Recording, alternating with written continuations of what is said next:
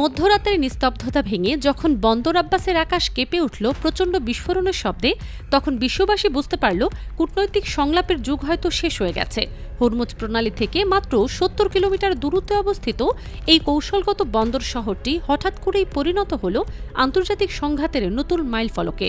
American নৌবহরের সুরক্ষার অজুহাতে Washington যে হামলা চালিয়েছে, তার প্রতিক্রিয়ায় তেহরান এখন এমন এক প্রতিশোধের পরিকল্পনা করছে যা আধুনিক ইতিহাসে নজিরবিহীন হতে পারে।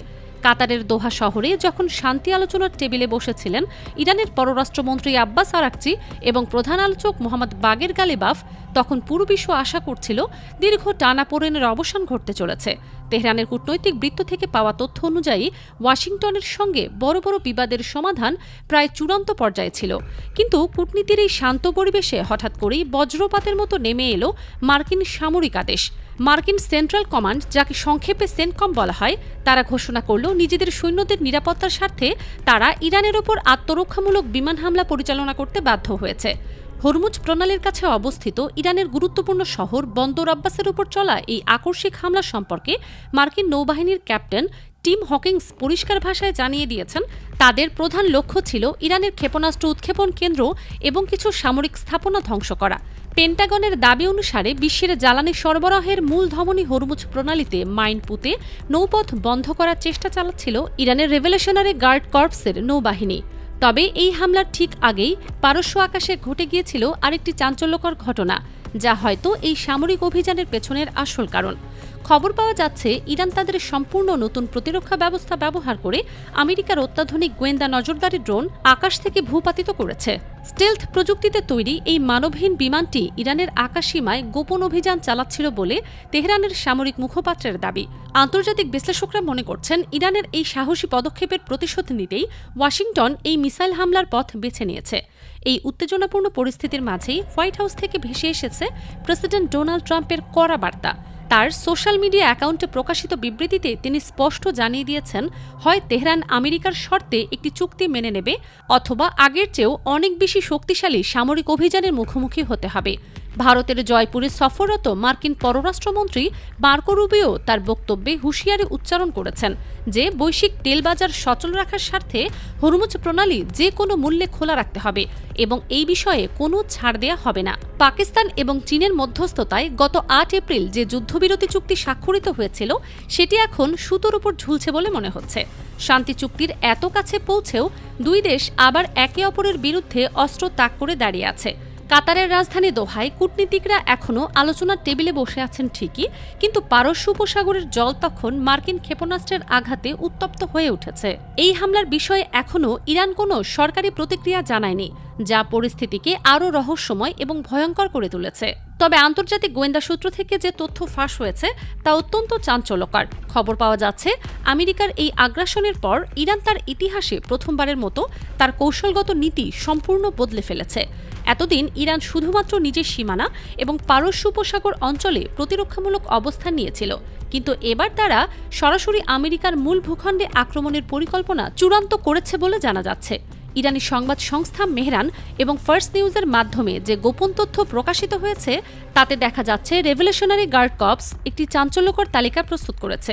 এই তালিকায় রয়েছে আমেরিকার অভ্যন্তরের বড় বড় শহর এবং গুরুত্বপূর্ণ সামরিক স্থাপনার নাম, যেগুলোতে একযোগে হামলা চালানোর গোপন পরিকল্পনা তৈরি হয়েছে। পেন্টাগন, হোয়াইট হাউস এবং প্রধান সামরিক ঘাঁটিগুলো এই তালিকার শীর্ষে রয়েছে বলে সূত্রের দাবি। দূরপাল্লার ব্যালিস্টিক ক্ষেপণাস্ত্র এবং গোপন নেটওয়ার্কের মাধ্যমে এই আক্রমণ পরিচালনার প্রস্তুতি সম্পন্ন হয়ে গেছে বলে জানা যাচ্ছে।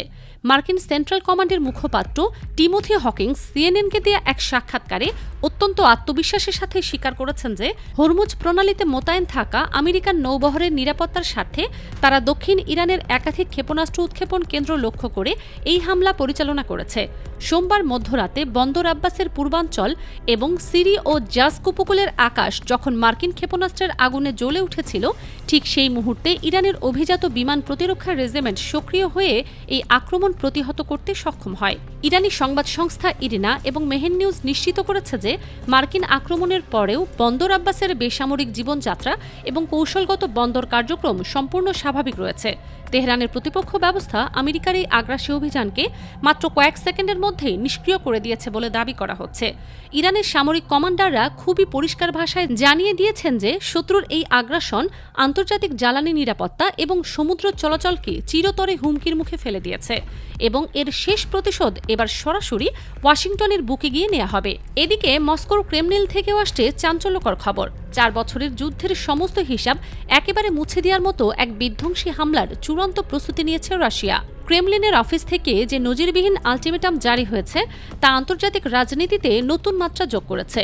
আন্তর্জাতিক গোয়েন্দা সংস্থাগুলো এখন স্পষ্ট সাক্ষ্য প্রমাণ দিচ্ছে যে লুহান্সকে 18 জন রুশ নাগরিকের মৃত্যুর প্রতিশোধ নিতে এবার কিয়েভকে ধ্বংসস্তূপে পরিণত করার এক সুপরিকল্পিত ও ধারাবাহিক আক্রমণের নীলনকশা চূড়ান্ত করেছেন প্রেসিডেন্ট পুতিন। কিয়েভ শহরের প্রতিটি কোণায় ছড়িয়ে থাকা ড্রোন উৎপাদন কারখানা ধ্বংস করার আগে মস্কো সমস্ত বিদেশি কূটনৈতিক এবং আন্তর্জাতিক সংস্থাগুলোকে শহর ছেড়ে চলে যাওয়ার কঠোর নির্দেশ দিয়েছে। গুঞ্জন শোনা যাচ্ছে ন্যাটোর পুরো প্রতিরক্ষা তত্ত্বকে অকার্যকর করে দিয়ে এবার হয়তো ইউক্রেনের মাটিতেই ইতিহাসের প্রথম কৌশলগত পারমাণবিক বোমার সরাসরি পরীক্ষা চালাতে চলেছে পরাশক্তি রাশিয়া। রাশিয়ার প্রতিরক্ষা মন্ত্রী অত্যন্ত কঠোর ভাষায় ঘোষণা করেছেন যে গত সপ্তাহে ইউক্রেনীয় ড্রোন বাহিনী লুহানস্কের স্টারোবিলক্স এলাকার একটি আবাসিক ভবনে যে পরিকল্পিত হামলা চালিয়ে 18 জন নিরীহ নাগরিককে হত্যা তার জবাব হতে চলেছে কল্পনাতীত। সেই হামলায় নিরপরাধ মানুষের মৃত্যুর ঘটনা ক্রেমলিনের ধৈর্যের শেষ সীমা অতিক্রম করে গেছে বলে জানা যাচ্ছে। পুতিন প্রশাসন এখন কিয়েভের আনাচে কানাচে ছড়িয়ে থাকা ড্রোন ডিজাইন উৎপাদন এবং প্রোগ্রামিং কেন্দ্রগুলোকে নিখুঁতভাবে চিহ্নিত করে রেখেছে। রাশিয়ার এই প্রকাশ্য হুমকির পর কিয়েভে নিযুক্ত ফরাসি রাষ্ট্রদূত গেল ভেসিয়ার এবং ইউক্রেনের পররাষ্ট্রমন্ত্রী আন্দ্রেই সিভিয়া একে রাশিয়ার ব্ল্যাকমেইল বলে অভিহিত করলেও কিয়েভের 50টিরও বেশি গুরুত্বপূর্ণ স্থানে ইতিমধ্যে আছড়ে পড়া ক্ষেপণাস্ত্রের চিহ্ন প্রমাণ করেছে পুতিনের এই হুমকি মোটেও ফাঁকা বলে নয়। রবিবার সকালে রাশিয়া নিশ্চিত করেছে যে তারা কিয়েভের সুরক্ষিত লক্ষ্যবস্তুগুলোতে শব্দের গতির চেয়ে 10 গুণ দ্রুতগামী পারমাণবিক ক্ষমতা সম্পন্ন ওয়েরসনিক হাইপারসনিক ব্যালিস্টিক ক্ষেপণাস্ত্র দিয়ে তৃতীয়বারের মতো সফল হামলা সম্পন্ন করেছে। আন্তর্জাতিক সামরিক বিশ্লেষকদের ধারণা রাশিয়া এবার কোনো সাধারণ বোমাবর্ষণ নয়, বরং ইউক্রেনকে ন্যাটোর প্রভাব থেকে চিরতরে মুক্ত করতে কিয়েভের বুকেই এক মেগা পারমাণবিক অস্ত্রের পরীক্ষা চালাতে পারে। এই কারণেই হামলার আগে সমস্ত বিদেশি এবং কূটনৈতিক মিশনের কর্মীদের জীবন রক্ষার জন্য 24 ঘণ্টার মধ্যে কিয়েভ ত্যাগ করার এই অভূতপূর্ব নির্দেশ জারি করেছে ক্রেমলিন। ডোনাল্ড ট্রাম্পের যুদ্ধকালীন মন্ত্রিসভার সমস্ত অহংকার পারস্য উপসাগরের নীল জলে ডুবিয়ে দিয়ে আজ বিশ্ব রাজনীতির মঞ্চে এক অবিশ্বাস্য পাল্টা আক্রমণের পরিবেশ তৈরি হয়েছে। বন্দর আব্বাস এবং জাস্ক উপকূলে আমেরিকার চালানো অতর্কিত ক্ষেপণাস্ত্র হামলার পর দেয়ালে পিঠ ঠেকে যাওয়া ইরানি সামরিক কমান্ডো 1 ইঞ্চিও পিছু হটতে রাজি নয়। আমেরিকার ছোড়া প্রতিটি ক্ষেপণাস্ত্রের বদলে সরাসরি মার্কিন যুক্তরাষ্ট্রের অভ্যন্তরে বড় বড় শহরগুলোতে একযোগে হামলার গোপন পরিকল্পনা প্রস্তুত করেছে রেভলিউশনারি গার্ড কর্পস। এই সংঘাত কি বিশ্বকে তৃতীয় বিশ্বযুদ্ধের দিকে ঠেলে দেবে, নাকি শেষ মুহূর্তে ট্রাম্পের প্রস্তাব মেনে নেবে তেহরান, সেটাই এখন দেখার বিষয়। পুরো পৃথিবীর দৃষ্টি এখন পারস্য উপসাগরের এই উত্তাল জলসীমার দিকে নিবদ্ধ। আগামী কয়েক ঘণ্টা নির্ধারণ করবে মানব সভ্যতা শান্তির পথে এগোবে নাকি ধ্বংসের অতলে তলিয়ে যাবে।